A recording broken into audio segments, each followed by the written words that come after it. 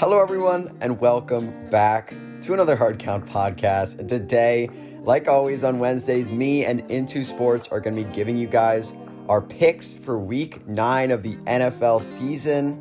And we're going to be starting with our Thursday night game, the Packers at the 49ers. Evan, you want to give us your pick for that one? Yeah, this game actually might not happen because minutes before we started recording, the 49ers shut down their facilities, so that's going to affect my score a little bit one day before the game, closing facilities. That could have a real impact. And San Francisco has real injuries as well.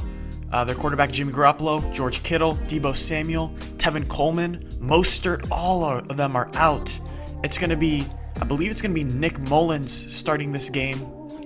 But for San Francisco, they do have a matchup advantage here. Remember, Green Bay just got hammered by these 49ers last year twice. And that was a team that only lost 4 games on the entire season. And also Green Bay is going to have to travel all the way from Wisconsin to California to play a Thursday night game. That's going to be a little tough. But I don't know if San Francisco can cover. Devontae Adams, 3 touchdowns last week. Pretty unbelievable. I like the Packers to win 27-21 because the facility's closing. Okay, yeah, that's never a good thing. Hopefully we can still see this game. You never want to see a team go down like that with COVID, but it is what it is. But I'm taking the Packers as well, 27-20. And as you said, it's going to be a good matchup. We saw this twice last year and wasn't very close, but I expect with all the 49ers injuries, it's definitely going to be more swung towards the Packers side of things. Obviously, we know Aaron Rodgers is great. We know the Packers offense is going to be great, one of the best passing offenses in the NFL. I think that's really going to show in this game here. 49ers just so beat up at the moment, and it's hard for me to really pick Nick Mullins against Aaron Rodgers. So I like the Packers 27-20 in not really close game. Hopefully we get to see it, though. It would be a bummer if we didn't. All right, so next we've got the Broncos at the Falcons, and I'm taking the Falcons here 27-23. I actually liked what we saw from the Falcons just on Thursday night last week against the Panthers. I thought it was going to be a game where the Panthers actually showed that they were the better team, but the Falcons, they were finally able to hold on to a lead, didn't blow it, which they have done all year, so that was definitely a good sign. And their defense actually has been a little bit surprisingly good this year. I've not expected, or in the past couple weeks, which I have not expected at all. And we get to see them play a Broncos team that, they did come back against the Chargers, but I think that had a lot more to do with the Chargers really kind of blowing it rather than the Broncos playing a spectacular game or anything like that. And now the Falcons also are off a mini bye after they played on Thursday. So I think the Falcons do get the best of the Broncos here. I still think that both teams are not really playoff contenders at the moment, but you never know. But I think that the Falcons are going to win here 27-23. I have a very similar score in this game. I like the Falcons 27-24. I'll give the Broncos an extra point because I liked what I saw out of Drew Lock at the end of last game. Really flashed some of that big-time talent I expected coming into the year, even though it was a struggle fest in the first half. Yeah, Herbert did kind of throw away that game. 2 bad picks. We see that's a weakness of Justin Herbert's game right now. But these 2 teams, Denver and Atlanta, last year, they both started out pretty terribly in the season, and then they won a lot of games down the stretch when they're kind of eliminated from playoff contention. I actually think that could happen again. Yep. Now, Denver's a little bit more in the playoff race. If they win this game, 4-4, could potentially make a playoff run, as you mentioned yesterday. But I just think Matt Ryan, Julio Jones, we'll see if Calvin Ridley plays. That's going to be too much for Drew Lock to overcome. He's a little bit wild, a little bit sporadic. We'll see if we get his A game or his F game. Yeah, definitely. Drew Lock is never a guy that you know what you're going to see from him. He's got a lot of talent, as you've been pointing out all offseason. So we'll see what happens in this game. Definitely a game to watch out for. As you said, Broncos might have a chance at making the playoffs if they can win this game here against the Falcons. So, yeah. But next, we get a game with a lot more playoff implication to two very, very good teams. And that's the Seahawks at the Bills. Evan, you want to give us your pick for that one? Yeah, absolutely love these 2 quarterbacks. Russell Wilson, Josh Allen. This is going to be a high-scoring affair. Both of these guys just make so many big-time throws, big-time plays. They can use their legs as well. But I don't know how Buffalo's going to stop DK Metcalf, the best wide receiver in the NFL right now. He's going to match up against Tre'Davious White. But Tre'Davious White, a little bit of a smaller guy. How's he going to compete with 230-pound, 4.3 running DK Metcalf? So I think that's going to be a struggle for a Bills secondary that's kind of been disappointing this year. But on the other side of the ball, how's Seattle going to stop Stephon Diggs and company? I don't know. So I think this is going to be a very high-scoring game. Great receiving cores, struggling secondaries with great quarterbacks. That's the formula for a 28-27 Seattle win on the road. It's very close, though. Okay, yeah, definitely. As you said, pretty high-scoring game. I've got it 31-28 Seahawks win. Both very good quarterbacks. Josh Allen's kind of broken on the scene. I'm not worried about the Bills, though. They kind of have, faltered a little bit in the past couple weeks. Some people are worried about Josh Allen. Some people are worried about the Bills. I'm not too worried. They'll be fine. Josh Allen has showed a lot of the things that I wanted to see from him in the offseason this year. So definitely a good sign. And as you said, how are these offenses going to be stopped by the defenses? DK Metcalf is going to light up this Bills defense. Or if not, it's going to be Tyler Lockett. It's kind of like a pick your poison with the Seahawks offense. One guy is going to go for 150 and 2 touchdowns. You just don't know which one.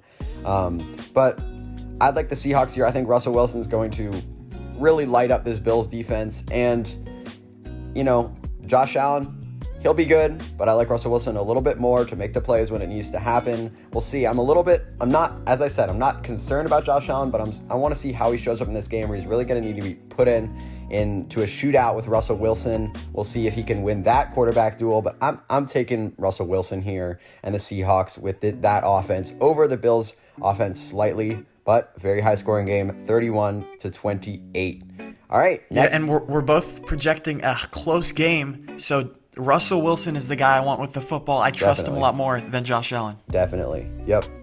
All right. Next, we've got the Bears at the Titans, and I think this is going to be a close game. I've got the Titans winning here, 27-24. The line right now is 5.5. I think that's a little bit too much because, I said a couple weeks ago I had the Titans a little lower than a lot of people wanted, but they've kind of showed why I kept them down there the past couple weeks. I still think it's a very, very good team. Ryan Tannehill has been very, very good this year, but they've got some weaknesses. Their defense is not super talented, and that's kind of shown in the past couple weeks. It is a well put together group by Mike Vrabel, but that is only going to take you so far, and the offense is pretty reliant on the play action as well, and when Derrick Henry isn't running the ball like a machine, the offense does struggle a little bit more, and this Bears defense, it's good. It's not great, but I think it can definitely slow down some of the things that the Titans do best, what they do well, but, I still like this Titans team over the Bears because I have a lot more faith in Ryan Tannehill and this offense than I do this Bears offense that is run by Nick Foles. Some people are questioning whether or not Mitch Trubisky should go in there. I don't think either of them are starting caliber quarterbacks in the NFL at the moment. So that's definitely an issue for the Bears offense. So I like the Titans get a bounce back here after they had a rough loss to the Bengals. So I like the Titans here just because I think I have a little more trust in that offense and Ryan Tannehill than I do with Nick Foles and that Bears offense. Yeah, there has been a lot of talk clamoring for Mitch Trubisky to be the Bears starting quarterback again, and I just have to disagree with that. I think Nick Foles is the clear-cut starter. I don't think either of them are great, but Nick Foles, he played pretty well, especially at the end of the Saints game, making some nice plays. In crunch time, Nick Foles, he does perform. And this is a bad Tennessee secondary, so this is one he can exploit. We've seen an emergence of Darnell Mooney over the last few weeks, Allen Robinson, Anthony Miller.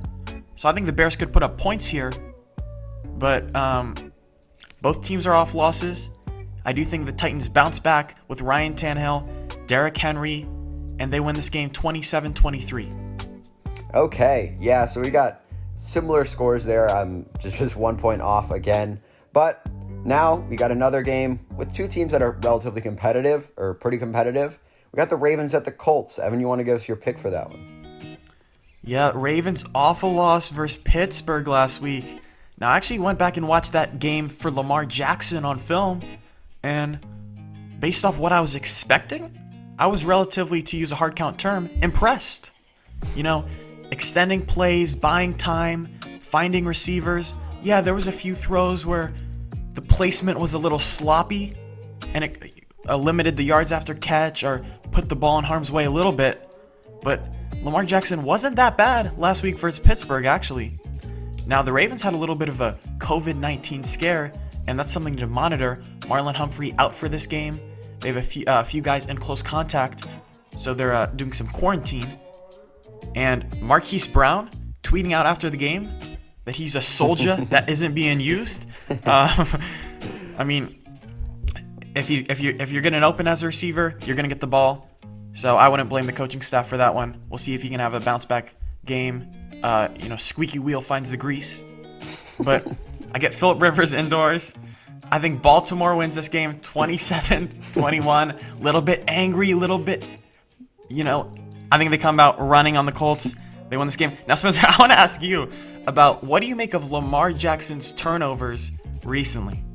Okay, well, I'll answer that question first. I think, it's definitely something to monitor in coming weeks. I don't think it's going to turn into a problem for Lamar Jackson. I think we've seen kind of some turnovers that really, I think that, turnover is such a highly variable thing, and you never know when they're going to show up, when not so much. Last year, he was very good not turning the ball over. This year, it's been a little more frequent. So we'll see. I think it's definitely something to monitor. I'm not too concerned about it quite yet. If it continues to be an issue, though, that's something that we can really look out for. But right now, I want to see a couple more weeks where Lamar Jackson actually really does struggle and turns the ball over a couple more times before I really jump to conclusions. But thus far, it's not looked great, and you never want to be turning the ball over like that. So that's definitely something to monitor. Good question, Evan. But I'm taking the Ravens here, 30-20. As you said, Ravens coming off a loss against the Steelers, which was a big loss for them, big win for the Steelers. But in my power rankings, if you watch those, a lot of people are mad at me about it. I kept the Ravens above the Steelers in my power rankings. I still think the Ravens are the second best team in the league. I liked a lot of what I saw in that game. Obviously, the turnovers cost them that. I'm not giving them a pass. The Steelers outplayed the Ravens in the end. They won the game, but I'm just looking forward. And I think the Ravens are a better team. We look at J.K. Dobbins. He really was able to get things moving on the ground for the Ravens. I think he really should be featured as the lead back in that offense. He was able to average 7.6 yards per carry against that Steelers rushing defense, which is one of the better rushing defenses in the league.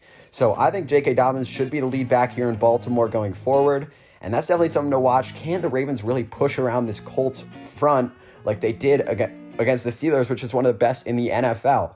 So if the Ravens can get back to that offense that we saw last year that was so dominant, definitely a scary thing. So I like the Ravens to bounce back here big against the Colts, 30-20, and I think they kind of get on a roll for the next couple weeks. So yeah, that's it for that game. And then next we got the Panthers at the Chiefs, and this isn't going to be close. The line, it's the Chiefs. They're the best team in the league. I said this. I don't even think it's close. I've got the Chiefs winning 33-19. They can beat you in so many different ways. They've got one of the best quarterbacks in the NFL at the moment. So I like the Chiefs here, 33-19, in a not very close game at all. Evan, what about you? Yeah, Carolina was kind of the trendy team there for a few weeks, but they've been losing steam, losing to Atlanta on Thursday night. And Kansas City, like you said, their best team in the league. Mahomes, Kelsey, Tyreek Hill, all that. Mecole Hardman had a big day against the Jets. I don't care that Christian McCaffrey will be back, probably. Doesn't matter for me. I'll take the Chiefs 33-23. Okay, yeah, we both expect not very much a close game there for the Chiefs. I think they're going to stay the best team in the league. I wouldn't be surprised if they won the Super Bowl again this year. But yeah. All right, next we got the Lions at the Vikings. Kind of an interesting NFC North matchup. What do you got here, Ev? Yeah, we saw Dalvin Cook 4 touchdowns versus Green Bay last week. Green Bay's not a good run defense, but neither is Detroit. I think he can have a lot of success in this ball game. They're going to be able to run easily. I think they get this win comfortably 27-20, because especially when you look at the Lions' offensive side of the ball, losing Kenny Golladay, that offense really struggled first few weeks without Golladay. He's injured again. They'll miss him this week. Marvin Jones, number one receiver, I'm not buying it. I think they'll have a little bit of struggles to move the ball, even though it's a bad Vikings defense. And how is Detroit going to cover Justin Jefferson, Adam Thielen, in the play action game after they really get that run going with Cook. I don't know. Vikings win by 7, 27-20. Yeah, I got to agree with you here. I think that the Vikings should win this game with relative ease. As you said, the Vikings offense, they love to get the ball moving on the ground. They like to stem their passing game off of that. And I think they're really going to be successful in this game against the Lions defense, which really let me down last week. I was hoping we'd see it kind of put together a solid performance in that Colts game, but they did the opposite. They just fell apart in every sense of the way. And, I expected the Lions to make the playoffs. I'm not so keen on that anymore. I think that game was really defining on the Lions season. We'll see if they can maybe turn things around, but I like the Vikings here. I think they're, as you said, Evan, they're going to really be able to move the ball on the ground. Justin Jefferson, Adam Thielen are going to just torch this Lions secondary all game long. So I like the Vikings here to win 27-23 with relative ease. I don't think it's going to be super close. All right, next we've got another in-division game that's actually pretty interesting. The Giants at Washington, and I'm going to take the Giants here 22-21. I know Washington is favored in this game, but I think the Giants are just a better team overall. I like their offense a little bit more, and I'm starting to buy into this Giants defense. And, it's not the most talented group, but it's really kind of been put together pretty well this season. They've made the plays they need to make. They've made the adjustments they need to make. And I'm starting to like what I've seen from this Giants defense. We just saw them on national television really do a pretty solid job against the Buccaneers and that offense that's so stacked with Tom Brady. And they did a pretty good job. They almost won that game. They kept the Giants offense in the game. I think we expect a lot of that in this game. And we'll be surprised if they made a couple big plays against Kyle Allen, who is a much worse quarterback than Tom Brady. And this offense is much worse than that Buccaneers offense. So I like it, the Washington football team, to be kept pretty low scoring. And, I think Daniel Jones is solid. He's going to make some bad plays here and there. But I like this Giants offense more than I like Washington. And I'm starting to buy into this Giants defense a little bit more. So I'm taking the Giants 22-21 in a relatively close game. What about you, Ev? Finally, a disagreement. I like Washington here by a point. So it's close. I agree with you, though. Daniel Jones is over-criticized. He kind of has that Carson Wentz thing going on. Yep. There's not a lot of surroundings. There's not a lot of help. He has to make plays on his own, and sometimes he tries to do too much. But when you compare that to guys that are just have it easy, like Tom Brady, but he doesn't have to do the things. He doesn't have to force the ball into those windows. But Daniel Jones' weakness is pocket presence, fumbling the ball, taking sacks, and Washington's strength is getting after the quarterback with Chase Young and company. So I really like that matchup here. I think both teams are better coached than the records state, but I think Rivera is definitely better than Joe Judge. Rivera's off a bye. They're at home. They got the matchup advantage. Washington 24-23.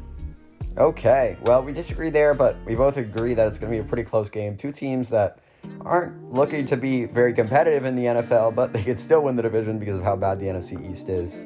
But yeah. All right, next we've got the Texans at the Jaguars. What do you have to say about this one, Ev? Yeah, Gardner Minshew out for this game. Yeah. It's going to be Jake Luton starting. So I'm going to pick the Deshaun Watson over Jake Luton 7 days a week. And the Jags, they're really what we thought they were coming into the year. They haven't won a game since that Colts game. Well, we'll say first game of the year, Colts game a little fluky. Because if they didn't win that game, we'd all have them, 31st, 32nd best team in the league. And they have no chance of stopping Deshaun Watson.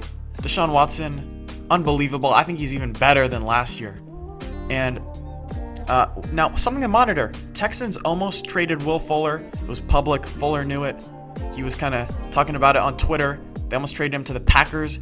They didn't get a deal done, so Fuller stays with the Texans. Is he going to be motivated? Is he going to be upset? We'll see. Maybe a big day for him. Jacksonville can't cover, and Fuller has a ton of speed. Texans 27-17. Easy. Yep. We both agree there. I've got the Texans here 28-19. Watson has been very good this year, and people might say otherwise, but just watch him. He's played great. The team is just not as good as it was last year, and that's okay. But, I think you said it perfectly. Deshaun Watson or Jake Luton, however you want to say it, Like, that's the story of this game.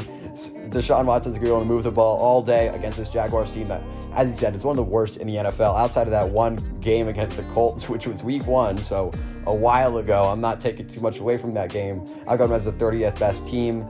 They just don't have enough on that team right now. So they're going to be in the running for a quarterback. I just don't think they're going to be competitive in this game at all. I like the Texans to win here 28-19. Deshaun Watson shows why he is one of the best quarterbacks in the NFL.